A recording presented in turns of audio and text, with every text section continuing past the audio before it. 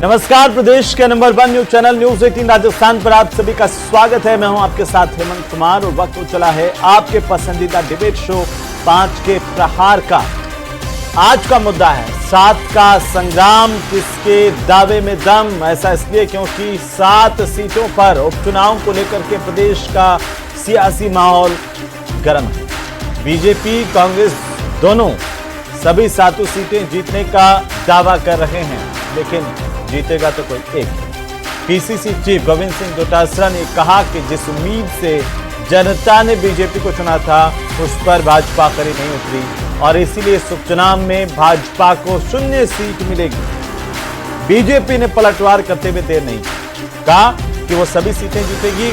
BJP के नेता मुकेश पारिक ने यह दावा किया कि बूथ स्तर पर कार्यकर्ताओं ने काम किया है। भजन लाल सरकार ने विकास के नए आयाम प्रदेश में स्थापित किए और इसी पर आज करेंगे हम सबसे बड़ी चर्चा कि आखिरकार किसके दाव में कितना दम है। लेकिन पहले देखिए ये रिपोर्ट।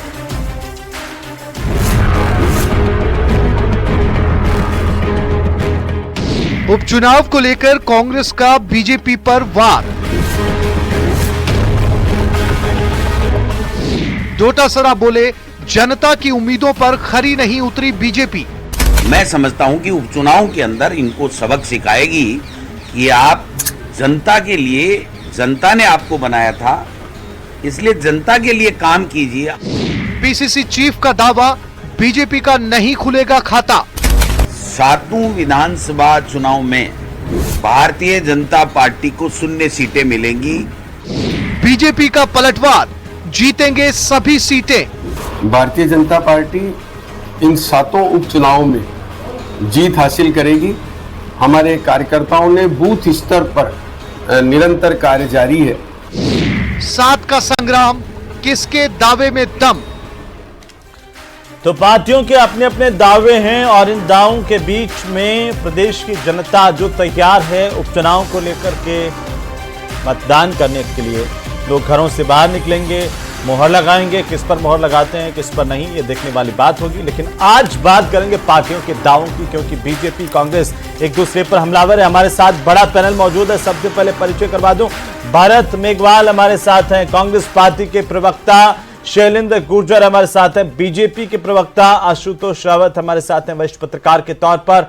युवराज पोखरना हमारे साथ हैं, राजनीतिक विश्लेषक के तौर पर। सभी का बहुत स्वागत। और भरत जी, सबसे पहले आपसे कि कांग्रेस को क्यों लगता है कि बीजेपी को 0 सीट इन उपचुनाव में मिलेगी, क्योंकि आज प्रदेशाध्यक्ष गोविंद सिंह डोटासरा ने यह कहा कि बीजेपी तो 0 सीट जीतेगी।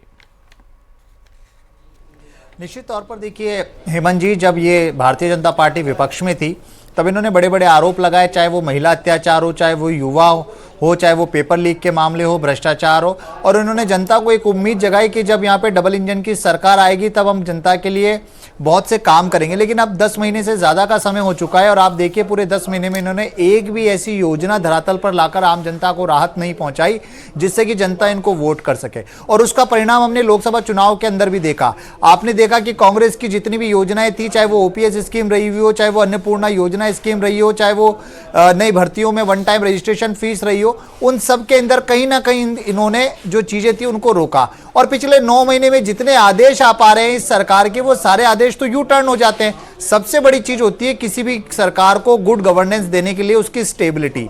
आज इस सरकार की स्टेबिलिटी के ऊपर क्वेश्चन मार्क लगता है, क्योंकि जब जब ये कोई ना कोई चीज संगठनात्मक चीज हो, चाहे वो सरकार की चीज हो, वो सरकार पे कहीं ना कहीं यू टर्न लगता है। एक आम नागरिक की तरह अगर मैं बात करूं उन 7 सीटों के ऊपर, अगर आम जनता की तरह होता तो मैं किस आधार पर भारतीय जनता पार्टी को वोट दूं।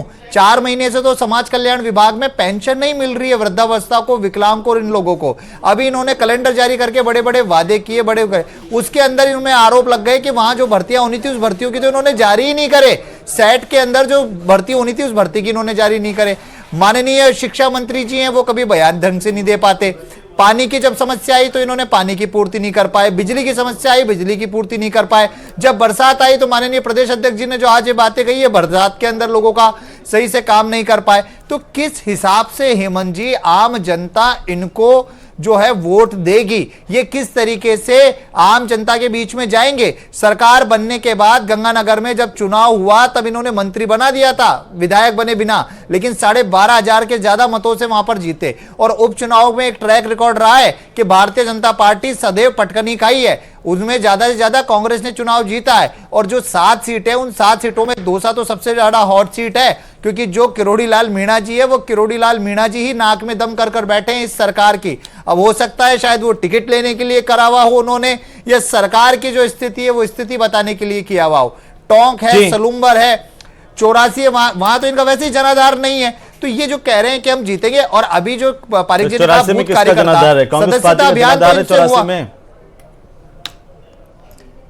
कांग्रेस पार्टी का जनाधार हर जगह है, गठबंधन के साथ है। हम ये मना नहीं करते, हमने कहा हमारा गठबंधन है, हमारे सम्मानित गठबंधन नहीं करेंगे, अकेले चुनाव लड़ेंगे। गठबंधन के साथ तो है, लेकिन गठबंधन सिर्फ अपने आप में मन में कर रखी है कि कांग्रेस पार्टी ने। राजकुमार रोज कह रहे हैं कि गठबंधन के बिना लड़ेंगे, उधर हनुमान बेनीवाल कह रहे हैं कि ये चुनाव गठबंधन के बिना लड़ेंगे। आपके नेता क्या अभी भी खुला दरवाजा रखे हुए हैं कि कोई आएंगे गठबंधन कर लेंगे? भरत जी जी बिल्कुल, देखिए भविष्य की गर्त की बात है और निश्चित तौर पर रास्ते खुले हुए हैं। प्रदेश अध्यक्ष जी ने कहा है कि जो दिल्ली में तय होगा इंडिया अलायंस का किस तरीके से चीजें चलेंगी वो होगी, लेकिन मैं ये कह रहा हूं जो पार्टी अपनी सदस्यता अभियान पूरी नहीं कर पा रही है उसका क्या बूथ मैनेजमेंट होगा? ठीक है शैलेंद्र गुर्जर साहब, कांग्रेस कह रही है कि हम तो इसलिए कह रहे हैं क्योंकि ना तो सदस्यता अभियान पूरा हुआ और यूटर्न की सरकार एक के बाद एक यूटर्न ले रहे हैं। कभी प्रिंसिपल की लिस्ट लगाते हैं उस पर यूटर्न आ जाते हैं, कभी पार्षदों का मनोनयन करते हैं उस पर यूटर्न कर लेते हैं, कभी कांग्रेस के बड़े नेता को क्लीन चिट दे देते हैं पट्टा प्रकरण में उस पर यूटर्न कर लेते हैं, कभी किसी चीज पर यूटर्न। बोलिए शैलेंद्र जी। हेमंत जी देखिए, यूटर्न जैसी कोई बात नहीं है। भारतीय जनता पार्टी उदारवादी पार्टी है, सुधारवादी पार्टी है। अगर कोई सकारात्मक परिवर्तन होता है, अगर कोई त्रुटि होती है तो उसको हम आगे ठीक करते हैं। उस त्रुटि को दूर करने के लिए या कमी को दूर करने के लिए अगर कोई ऑर्डर या प्रशासनिक आदेश वापस लिया जाता है तो इसमें कोई बड़ी बात नहीं है। ये भूल जाते हैं मेरे कांग्रेस के साथी कि जब इनकी कांग्रेस की सरकार चल रही थी जो कि वाकई सर्कस, जादूगिरी, नौटंकी और जिस तरह की बाजीगरी दिखाई जा रही थी, 5 साल बाजीगरी देखी राजस्थान की जनता ने, भूल जाते हैं कि इनके टाइम में 15 से अधिक बड़े नीतिगत निर्णयों में यू टर्न लिया गया। चाहे वो बाल विवाह का रजिस्ट्रेशन की बात हो, चाहे आपने देखा होगा किस तरह से नगर निगम के मेयर, पालिका और परिषद के सभापति का किस तरह से डायरेक्ट चुनाव की बात की हो। ऐसे तमाम ऐसी बहुत सी बातें हैं जो ये 15 से बड़े नीतिगत निर्णय पे यूटर्न ले चुके हैं, तो इस पर इनको बोलने का कोई अधिकार नहीं है। दूसरी रही बात, भारतीय जनता पार्टी काम के आधार पर जनता के बीच में जाती है। अब ये बता रहे थे कि जनता पार्टी ने क्या काम किया। मैं इनको बता दूं, जिन युवाओं के खून के आंसू जिन कांग्रेस पार्टी ने रुलाया उसको पहुंचने का काम माननीय भजनलाल सरकार ने किया है। हमने पेपर लीक माफियाओं को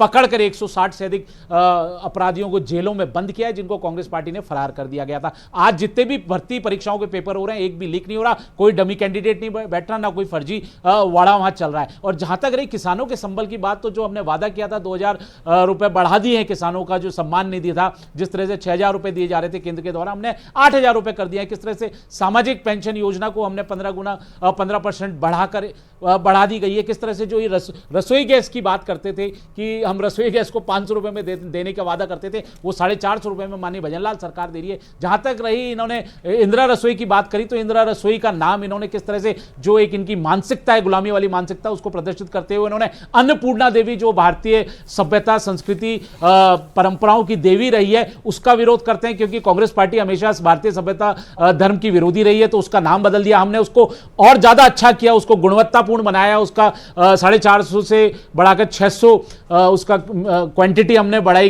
किलोग्राम की, 600 ग्राम की हमने, और किस तरह से उसमें क्वालिटी ऑफ फूड हमने देने का काम किया। जहां तक ये बता रहे हैं कि जो जल परियोजनाएं थी, आप बताइए जिस 5 साल अटकाने का काम किया है आरसीपी को, उसको मूर्त रूप देने का काम माननीय भजनलाल सरकार ने किया है। जो कमलनाथ जी इनको आईना दिखा चुके थे, इन्हीं के मुख्यमंत्री मध्य प्रदेश के जो अशोक गहलोत जी को आईना दिखा चुके थे, सुप्रीम कोर्ट में याचिका लगा दी थी कि साहब नहीं होगा, एमओयू नहीं हो सकता, सरकार को डीपीआर चेंज नहीं कर रही, उसको मूर्त रूप देने का काम किया। और आप देखेंगे जल्दी ही उसकी डीपीआर भी तैयार हो गई और पहला किस तरह से उसका उद्घाटन होगा, नौनेरा बांध बनके कंप्लीट हो चुका है। और माननीय प्रधानमंत्री नरेंद्र मोदी जी के कर कमलों के द्वारा आप देखिए एआरसीपी का उद्घाटन जल्दी आपको राजस्थान की जनता को देखने का मिलेगा और उसको 5 साल में पूरा करने का काम भी भारतीय जनता पार्टी सरकार यमुना जल समझौते की बात कर लीजिए, सौर ऊर्जा की ये बात कर रहे थे या बिजली की कमी की बात कर रहे थे, किस तरह से 90,000 करोड़ रुपए का घाटा कर्ज दे छोड़ के गए बिजली कंपनियों पर, उसको हम ठीक करने में लगे हुए। और को जो बिजली की कटौतियां जो इन्होंने भ्रष्टाचार किया, महंगी बिजली खरीदी,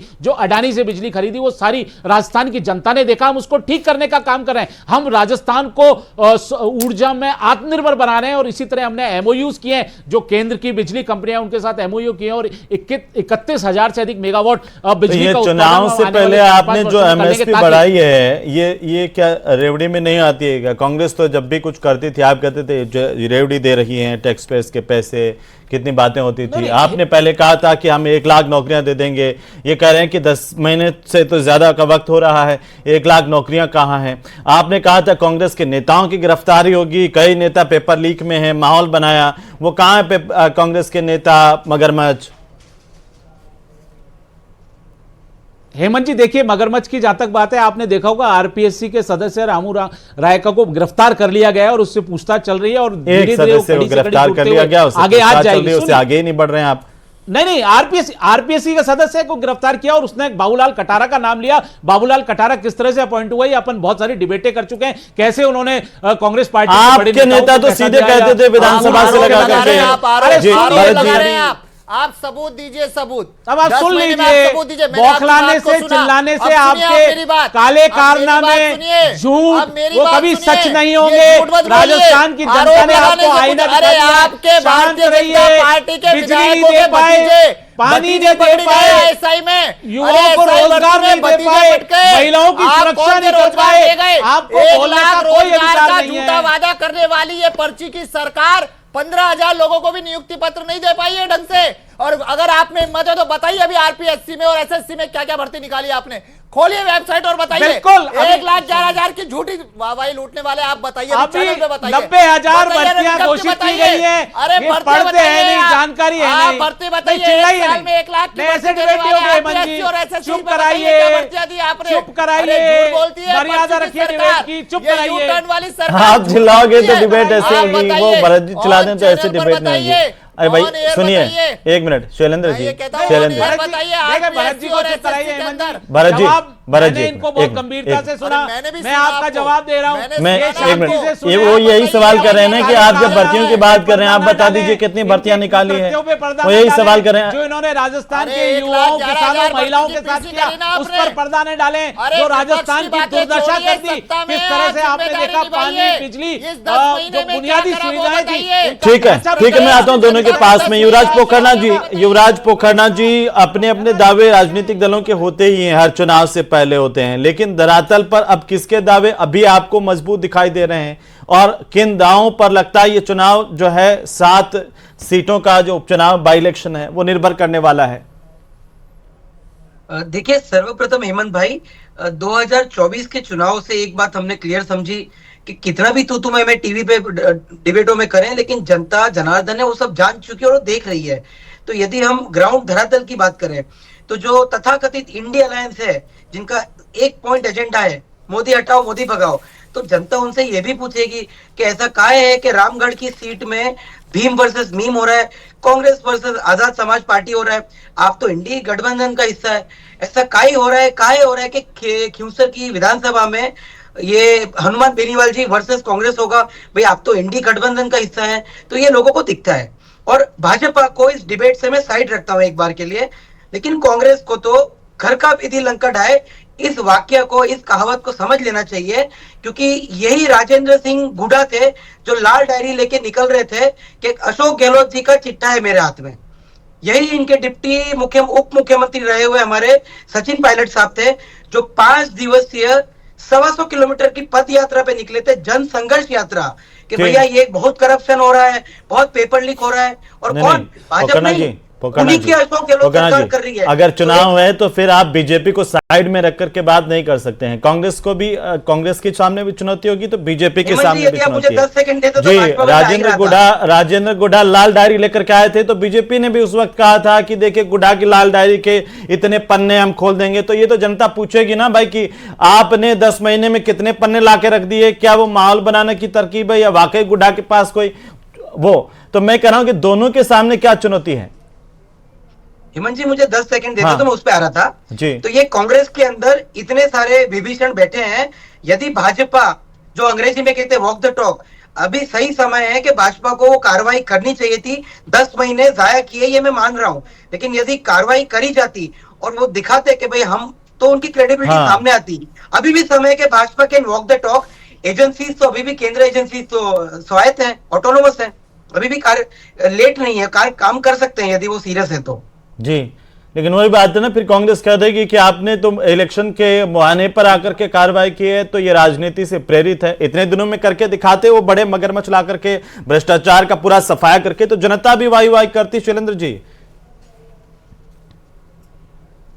देखिए हेमंत जी, देखिए भारतीय जनता पार्टी ने शुरू से, जब से सरकार बनी है माननीय भजनलाल जी की, तब से आपने देखा होगा पेपर लीक माफियाओं पे प्रहार करें। और आपने भी देखा किस तरह से कांग्रेस पार्टी के समय में अपराधीकरण हो गया था, राजस्थान का अपराध का ग्राफ बेहताशा बढ़ गया था, वो कम हुआ है। अरे आप चिल्लाओ नहीं, देखिए हेमंत जी प्लीज ऐसे डिबेट नहीं होगी। एक मिनट में आ रहा हूं, आपको समय दे रहा हूं, मैं आप बोलने दीजिए उनको। एक मिनट आंकड़ा बता दीजिए आप जी।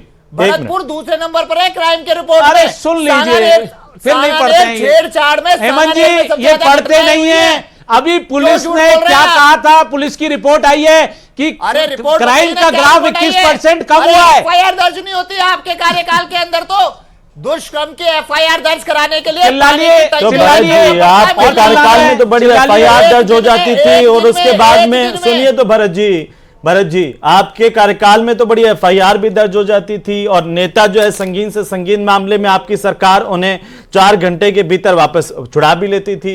बड़ी हाय तो मस्ती थी, तब जाकर के तो उन पर कोई कार्रवाई होती थी मुश्किल से। वो अलग बात है कि उन्हीं को बीजेपी ने लेती है। क्या ये बौखलाए हुए हैं, मेरी बात सुनिए। जैसे गोविंद सिंह आपको आजाद मामले बता दूं, बौखलाए हुए हैं, वो वैसे ही भरत मेघवाल जी बौखलाए हुए हैं। पहले सुन लें, पहले आप क्राइम रिपोर्ट देख ले पूरी, क्राइम क्या है। भरत जी एक मिनट उन्हें बोलने तो दीजिए, वो मैं आ रहा हूं आपके पास में, आपका टर्म आएगा ना, आप बोलिए उसमें प्लीज। भरत जी 21% मेरी आपसे गुजारिश है जी, 21% कम आपराधिक। नहीं, 3 बड़े महत्वपूर्ण सवाल हैं शैलेंद्र साहब, 3 बड़े महत्वपूर्ण सवाल है। नौकरियां कितनी दी आपने 10 महीने के अंदर? कितने मगरमच्छ पकड़ लिए जो कांग्रेस के नेता पर आरोप लगाते थे कि हमारी सरकार आएगी तो जेल में होंगे? कितने कांग्रेस के नेता जेल में चले गए? देखिए सबसे पहले हेमंत जी, देखिए जो आप जहां तक नौकरी देने की बात है, आपने देखा होगा अब तक 20,000 से अधिक नियुक्ति पत्र युवाओं को दिए जा चुके हैं और 90,000 भर्तियां अभी निकाली हैं। आपने भी देखा होगा सफाई कर्मचारी की भर्ती निकाली गई किस तरह से, और वो प्रोसेस में। दूसरी बात बता दूं, जैसे गोविंद सिंह डोटासरा इनके प्रदेश अध्यक्ष जी बौखलाए हुए हैं क्योंकि ये इनको प्रतिपक्ष का नेता बनना था, बन नहीं पाए। किस तरह से मजाकिया लहजे में ये बातें कहते हैं, कोई इनको सीरियस नहीं लेता। ऐसे ही भरत मेघवाल जी कांग्रेस पार्टी के जो बात कहते हैं वो कोई सीरियस नहीं ले रहा है। आप आंकड़े देख लीजिए, आज पुलिस की रिपोर्ट है, कोई पार्टी की रिपोर्ट नहीं है, भारतीय जनता पार्टी की। राजस्थान में पिछले साल से इस बार 21% अपराध कम हुए, 7% महिला अपराधों में कमी आई है। जी मैं आता हूं आशुतोष रावत साहब, देखिए आशुतोष जी ठीक है, गुजर साहब, शैलेंद्र जी ठीक है। आशुतोष जी, अभी पोखरना जी ने एक बहुत महत्वपूर्ण बात कही है कि इन चुनाव में जो धरातल पर क्या स्थिति देखने को मिलती है, लेकिन आज चूंकि देखिए गोविंद सिंह डोटासरा ने बयान दिया, कहा कि बीजेपी को 2-0 सीट मिलेगी, लेकिन कांग्रेस के भीतर भी स्थितियां कुछ ज्यादा अच्छी नहीं है इन उपचुनाव को लेकर के। कैसे देख रहे हैं आप? देखिए हेमंत जी, बिल्कुल भारतीय जनता पार्टी को जहां यू टर्न की सरकार के नाम से कांग्रेस घेरने की कोशिश कर रही है, तो वहीं कांग्रेस के सामने, कल भी हम इस पर चर्चा कर रहे थे कि कांग्रेस के सामने भी चुनौतियां कम नहीं है। कांग्रेस के लिए भी अगर उनके सबसे बड़ी समस्या तो उनके सामने सबसे पहले तो ये है कि उनको अपनी 4 सीटें बचानी है। उनकी 4 सीटें वर्तमान में है। दूसरा, पिछले बार जो लोकसभा चुनाव के दौरान जिस तरह के अलायंस हमको राजस्थान में देखने के लिए मिले थे और कांग्रेस को एक बड़ी बढ़त यहां पर राजस्थान में, कह सकता हूं मैं। हालांकि भारतीय जनता पार्टी से वो फिर भी पीछे थे, लेकिन एक बहुत बड़ी बढ़त थी, क्योंकि अप्रत्याशित बढ़त थी, इसकी उम्मीद नहीं थी। उतनी सीटें लोकसभा में कांग्रेस यहां जीती, तो उस तरह के अलायंस यहां विधानसभा चुनाव में देखने के लिए शायद नहीं मिलेंगे। हालांकि कांग्रेस अपनी तरफ से कोशिश कर रही है, और उनके अलायंस के लोगों ने भी अभी तक नाम तय होने के बावजूद भी सूची जारी नहीं करी है। तो लग रहा है कि अंदर खाने कहीं ना कहीं बातचीत चल रही है। लेकिन अगर यह अलायंस नहीं हुए तो निश्चित तौर पर कुछ सीटें ऐसी हैं जहां भाजपा को क्लीन चिट मिल जाएगी, बिना चुनाव में जाए हुए बहुत अच्छी बढ़त हासिल हो जाएगी। तो कांग्रेस के सामने सबसे बड़ी चुनौती यही है कि वह अलायंस को कैसे बरकरार रखते हैं। दूसरी उनके सामने सबसे बड़ी चुनौती यह है कि जो उनके 4 सीटें हैं उनको कैसे बरकरार रखते हैं। भाजपा को आगे बढ़ने के लिए 1 से ज्यादा सीट चाहिए। अगर वो 1 से ज्यादा सीट राजस्थान के अंदर जीतते हैं तो ये उनके लिए बढ़त होगी, लेकिन कांग्रेस को बढ़त के लिए 5 सीटें चाहिए। और ऐसे में जो 84 और सलूम्बर और जो सीटें हैं उनके परिणाम हमको एक तरीके से दिख रहे हैं कि किस तरह के वहां परिणाम होने वाले। तो ऐसे में कांग्रेस कैसे बेहतर प्रदर्शन कर पाएगी। ठीक है भरत जी, एक छोटी सी टिप्पणी है। भरत जी, छोटी सी टिप्पणी जल्दी से जवाब दीजिए। नहीं, देखिए हेमंत जी, पहले तो मैं भारतीय जनता पार्टी के प्रवक्ताओं का कुछ बातों का खंडन करना चाहूंगा।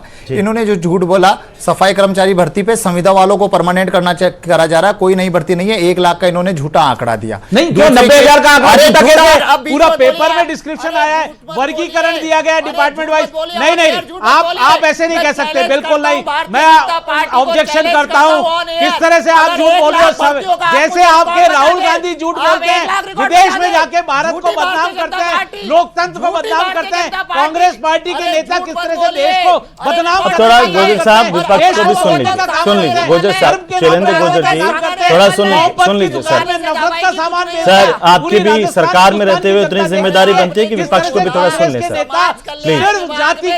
जातिवाद पे लड़ाने का काम गोजर साहब, ठीक है। पोकरना जी के पास आता है। पोकरना जी, क्या सरकार के कामकाज की अग्नि परीक्षा है ये उपचुनाव? क्या सरकार के कामकाज की अग्नि परीक्षा है और उसी पर मोहर लगेगी?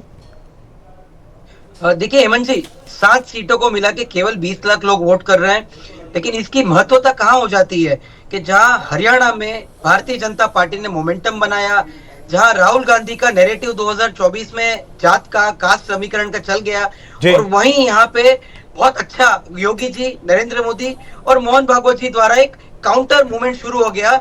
हिंदुओं को बंटना नहीं है, बटोगे तो कटोगे। तो ये जो है, तो राजस्थान में भी इसका इफेक्ट दिखेगा। और माननीय भजन लाल जी की एक नेक छवि है, अच्छी इमेज है, वो जनता पर ही निर्भर है। पोखरना साहब, बहुत शुक्रिया सभी मेहमानों का चर्चा में शामिल होने के लिए। चूंकि अब राजनीतिक दल जो है वो पूरी तरह से तैयार है उपचुनाव में जाने के लिए, लेकिन इंतजार तो यह है कि जनता क्या फैसला करती है।